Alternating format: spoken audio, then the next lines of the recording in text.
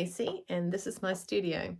I have been given a challenge from Karina up from Norway, and I will link her below in regards to making the Ruched T. I am just about to cut mine out. So I will cut that out and I will make that up. I also, in between cutting it out, making it up, I'm going to put my dress fabric into the wash so I can wash it and pre-shrink it so I can make my lovely Vogue vintage looking dress. So anyway, I'm going to make the Ruched T. It is a pattern by Angela Wolf, an amazing I want to say artist, but she's an artist, designer, come everything. She's fantastic with all things cloth. I'm going to put her link below. So I'm making the Ruched T. This will be a plain standard Ruched T. It comes in 5 different flavours. No, I think it comes in 9 flavours. Let me have a look at the board.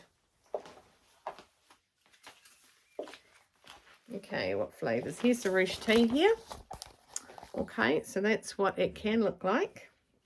So how many flavours? 1, 2, 3, 4, 5, 6, 7, 8, 9. I was correct. 9 flavours. Okay, you've got the smaller neckline, you've got the mid neckline, and you've got the big neckline like that one there. Short, long, and 3/4 length sleeves. I'm not a huge 3/4 length sleeve kind of gal until I started wearing a lot of vintage clothes. Now, apparently in the vintage day they had 3/4 length sleeves. Does anyone know why? Anyone? Okay, I'm taking a guess. I have no idea. They used to wear gloves, so I believe the gloves would come up and the 3/4 sleeves, they'll sort of marry up. I'm probably wrong, but only in this little split second when I said vintage has 3/4 sleeves did my brain go, I wonder if that's why. Anyway, Willow wants to go out. So I'm going to stop this and I'm going to pop on, put in I'm just going to pick a pin up. Hang on a sec. No, that's not a pin. It's gold tinsel. Right, I'm going to cut it out in front of you guys, and you won't. I'll be done in fast motion, and we'll talk a bit when I've cut it out. Okay, I've never made this before. Okay, had the pattern for yonks, but never made it before. Had it for donkey yonks. Okay, so I'll catch you in soon.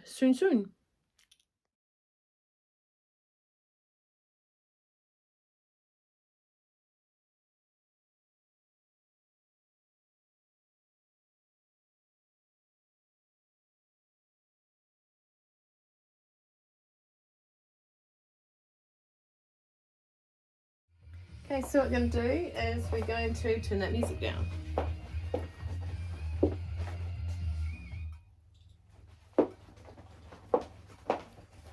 So I've already joined one at the shoulder.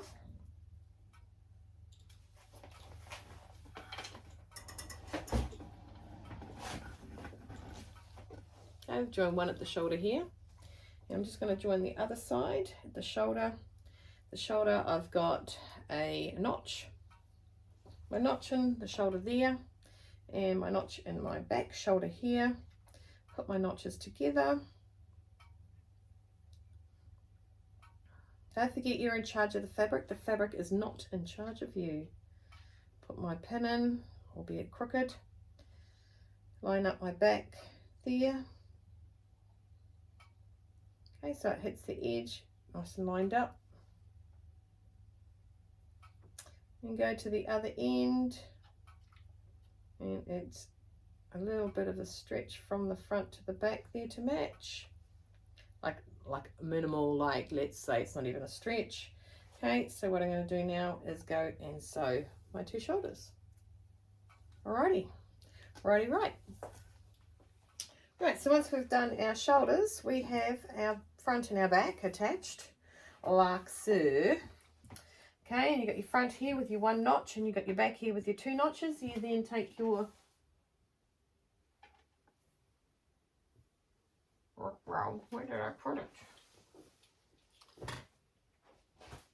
Where did I put my sleeve, guys? That's there. That's there. I need that for later. I've mixed it up with my scraps. Who's a silly girl then? No, she hasn't. She hasn't mixed it up with her scraps. Oh, it's over here. I don't know if you can hear me, but normally what Angela likes to do is she gets her sleeve and she presses the cuff roll over while it's open. Okay, and she presses it and then gets her clapper and it makes it nice and firm. So I just roll that over.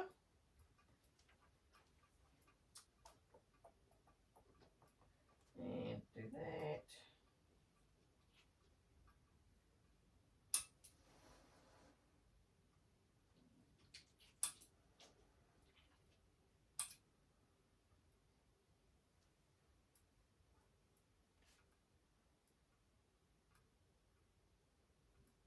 I'm so here. Sorry.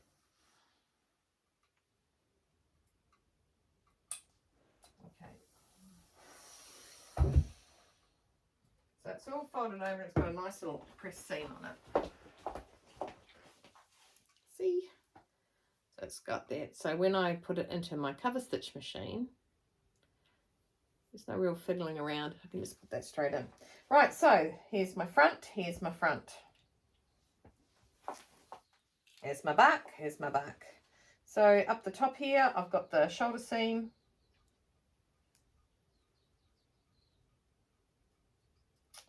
The back notches are here.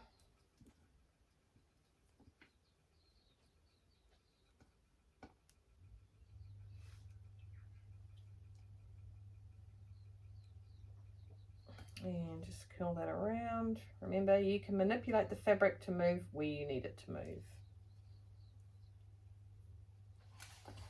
And I've got the front notch here.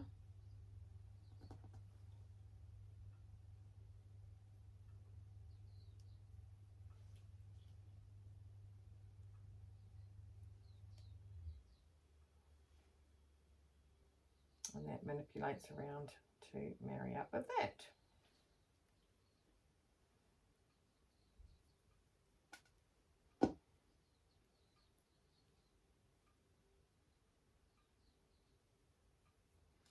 And then because it's stretch fabric, I just work my fabric, put a pin in there. This is between the notch and the shoulder. I'm going to stretch it out and give it the proper room it's meant to have. Nice, nice there. And I will do the other side.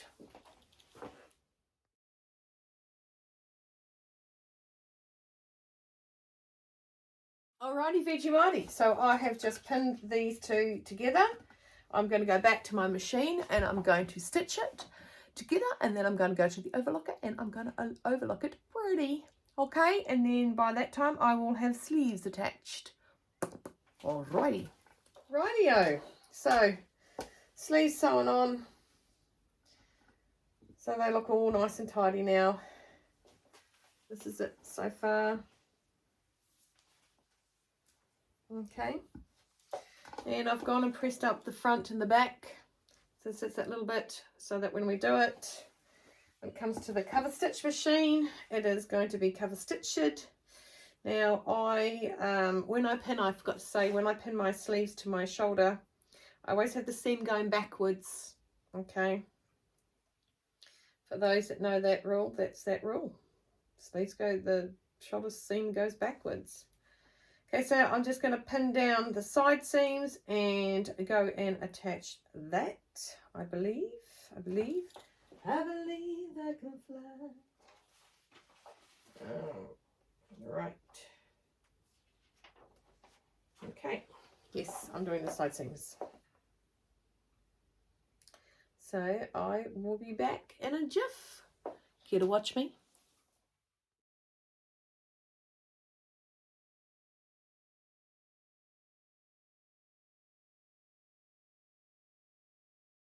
Okay, so that is all pinned up. I'm going to go and sew it up, then overlock off the edges, and my sides will be done, and then I am going to do the ruching. Yeah. Okay, fantastic. Sorry, that was an email. Okay, so the next thing we do is this is where it comes to the ruching. Ruching. Okay, so the ruching, we stitch up the side, okay, and you do a gathering stitch. So you stitch within the let's say the time frames within the seam allowance. Okay, so you stitch up there. Now, as I've shown you before, I use a different colour bobbin to do my top thread because the bobbin thread is the easiest to move. So I've got yellow in my bobbin thread, and I picked yellow because it was right there. And the top one's going to be white. Okay, and we're going to go and do that. We gather it up, and then we get a either the selvage of the stretch fabric or a twill tape, and you sew it in to hold that gathering up. So I'll go and do that now, and I'll come back to you. See you soon. Right, I've done the gathering stitch inside the seam allowance, or between the stitch and the overlocking. I'm going to, now the best way to do this is when you are doing your gathering stitch, and you're putting it on there, because you don't want it to roll out the top, you make sure that you back tack up higher where the finishing is. Okay, so I'm starting from the bottom, and I've back tacked up here so that it doesn't come out. It stops right where I want it to. Now the thing is, will it stop where I want it to? So you just gather it up. I had some twill tape lying around doing absolutely nothing. I saw a little earlier today, and I threw it somewhere because I could.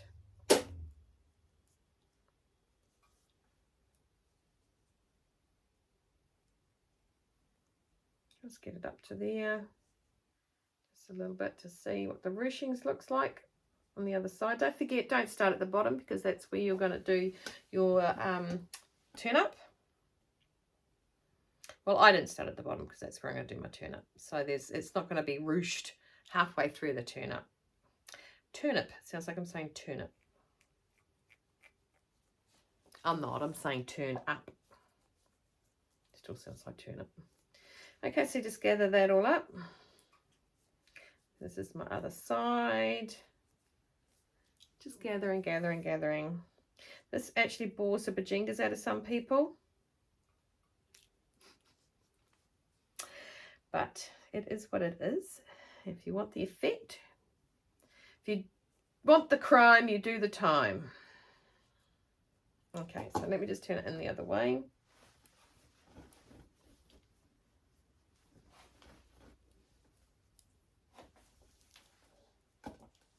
There you go.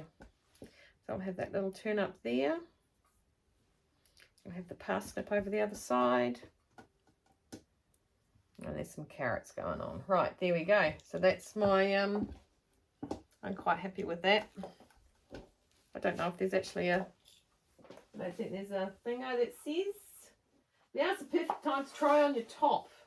Is it though? Because you know I'm not going to. Right. Right, perfect. Looks like I'm doing everything right.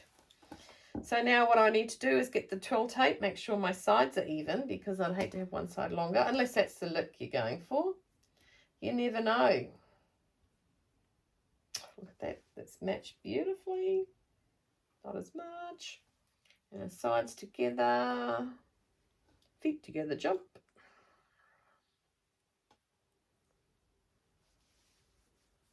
Yeah, lovely. So I'm going to go and find my twill tape. I think it's in here. So what I'm going to do now is I'll turn it back inside out.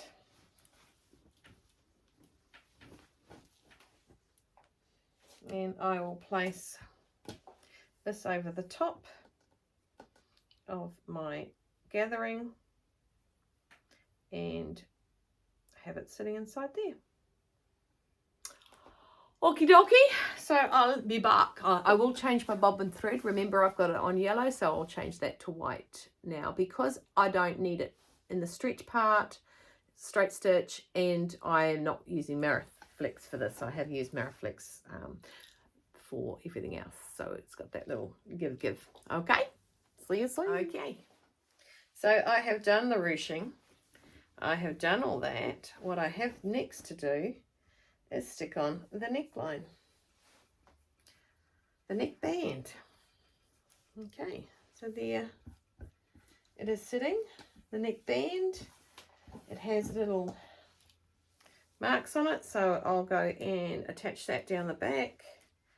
So put right sides together. It's got these little splits in it here, which I believe go onto the shoulder seam. And then of course you've got the front edge, which is the center that goes to the center front. So I will do that and I'll come back and pin it on. I just want to attach this first. Whoop. Yes, the noise was necessary. Apparently it didn't work though. The whoop's meant to help you flip it. Okay, so I'm going to go and do my 1 centimeter seam allowance for that. I don't know if I've ever said this, but when you do use indie patterns, especially for the first time, make sure that you are using the right seam allowance. Okay, big 4 patterns, 90% of the pattern is actually 2.5 centimeters, 5/8, I believe. Okay, so I'm just going to sew across here, fold it in half, and then line it up. But I'll be back. Like the wind. Okay, so I've also pressed open the seam allowance. I'm going to fold that in half. I chose the narrow neckline, not the bigger one.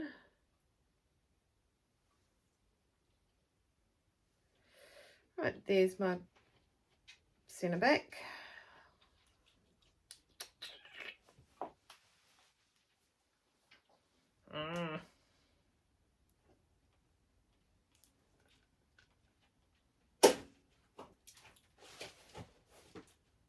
Centre back there, take this, it'll be my centre front. Make sure it is, those are together, that's together, this is my centre front. And then I'll mark the centre front on the front of my and the centre back, so I'll put my shoulder seams together. Don't forget, we like our shoulder seams to be at the back of the, so it goes to the back, the seam itself. What am I doing? I'm marking this, that's what I'm doing.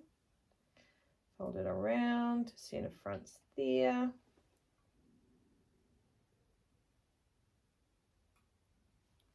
And here, and centre back is here. You can clip them if you want. I obviously don't want to. All right, open that back up. I flip it inside out. So the back is here. I put it on the inside of this. Centre back, and they meet.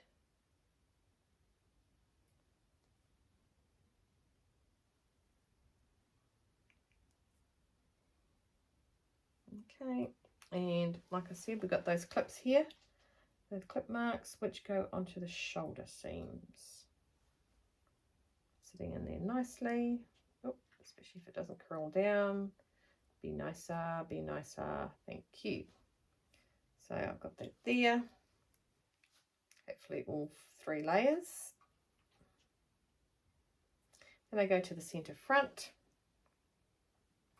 Make sure it's not twisted because I'm not doing the twist collar one.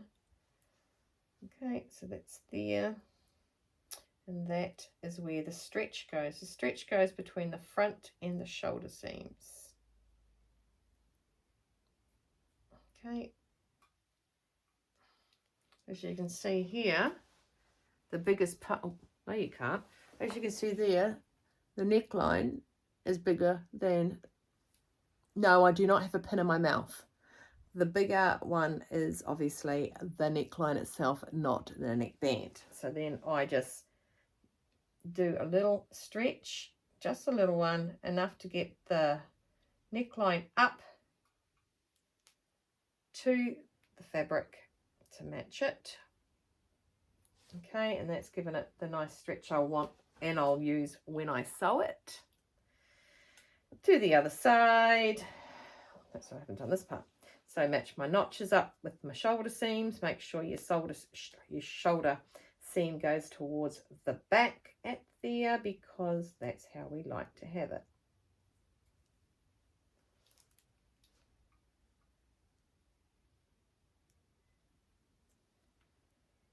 And oops, a buku held that fabric down. Okay, so then I've got this, and like I said, so I've got this going here. I want to, so basically sometimes what I do is just get the center of it and pull it up. I'll just pin it and see how nicely that stretches out evenly around that area.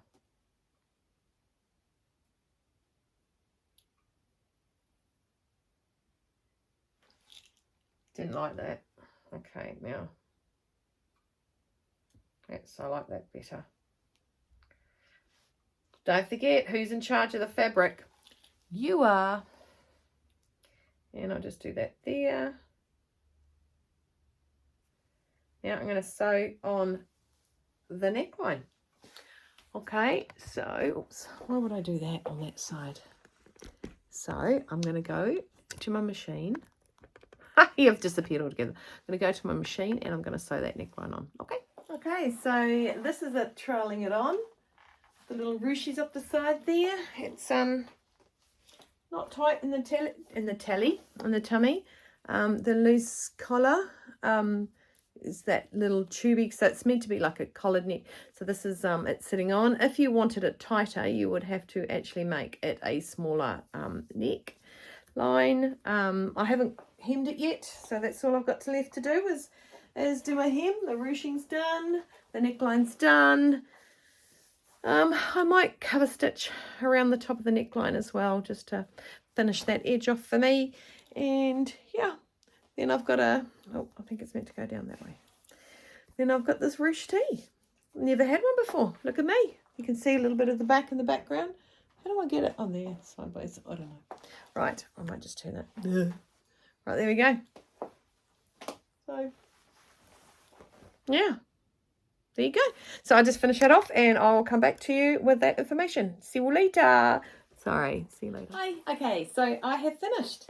I have cover stitched around the neckline, around the hemline, and around the arm sleeve lines, hemline. Okay, so that is the Ruched T. Ruched up the sides. Ruched. See, just sitting there pretty like that. Yep, and that's how it sits. What do you think?